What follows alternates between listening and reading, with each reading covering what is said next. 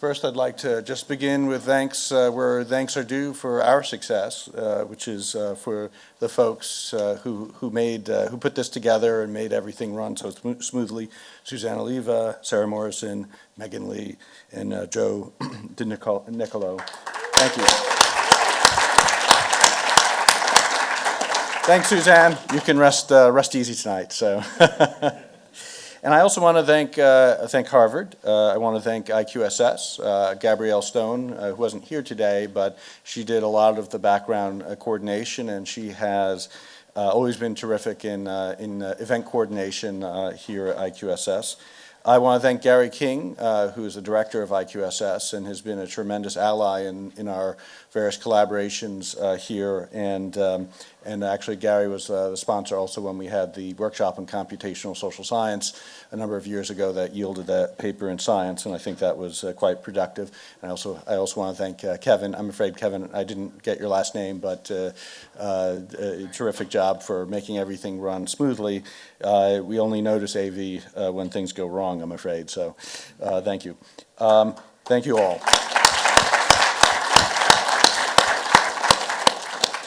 I'm just going to end with just a few closing thoughts, trying to tie things together. I think there were three themes that came up again and again, and I'm not saying these were all the themes that came up, but just ones that came up repeatedly. One is around skill, sometimes fitness, sometimes quality, sometimes ability. The second is around social processes, reinforcement, winning begets winning, and the like.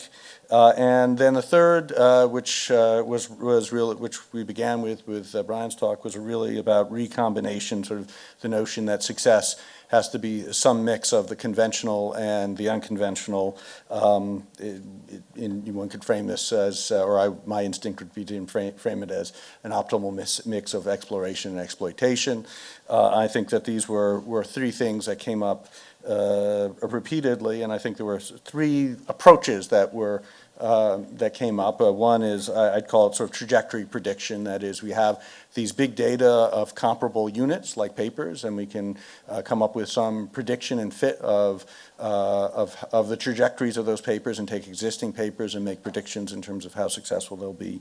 The second would be quasi-experimental. That is, we're trying to understand the causal processes underlying these and taking observational data. And then the third was experimental, which came out in Arnaut's talk as well as Duncan's talk.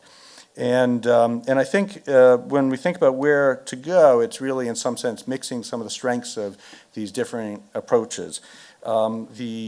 The first is to think about the array of processes that lead to the kinds of dynamics or outcomes that we're talking about. For example, obviously, when we talk about the rich getting richer, there are many processes that could lead to that, right? Some could be the rich literally get resources, or sometimes it's literally embedded as an artifact in our socio-technical systems, right? I mean, Google shows you a certain number of search terms, URLs, when you search for something, and that cutoff matters quite a bit, whether you're on that first page or not. It's huge. And that's not necessarily the way it needed to be engineered. But there are many processes when we talk about status or resources and so on. And the interesting thing was when we talk about different data sets, different processes and so on, and trying to discern that, which leads to the second point, which is the need to build between, I think a lot of the driver of emerging, of what we're seeing here is around the availability and ability to manipulate large-scale data. This is why we're seeing the citation work, and I think it's really extraordinary and exciting. But there needs to be some bridges between the large-scale data and identifying robustly identifying the processes driving what we're seeing. The third, and when we're talking about these models of trajectory, is whether we could develop a set of canonical data sets by which we could then compare and test different predictive models so that we can really come up with a useful contest, if you will. Maybe that's something to think about, is a contest for approaches to predict success in particular data sets. But the notion here is that we need some way of a fair contest or comparison across data sets. And then the final, I think this has been implicit throughout, but thinking about how we might turn what we're learning here, and I think Duncan's closing remarks were very nice in this, is thinking about one hopes, I think we hope that we want signals to somehow sift through everything, the competition and reinforcement and so on, and somehow more likely identify quality rather than amplify noise. And so how do we develop social systems? And of course this is, wisdom of the crowd and so on, and sometimes foolishness of the crowd. How do we identify systems that do a better job of reinforcing quality and emphasizing quality rather than noise? I think these are themes that are floating around when we think about science success. So I'm not saying that these are sort of distinct insights, but I do think that that these are things, angles that we should perhaps pursue systemically.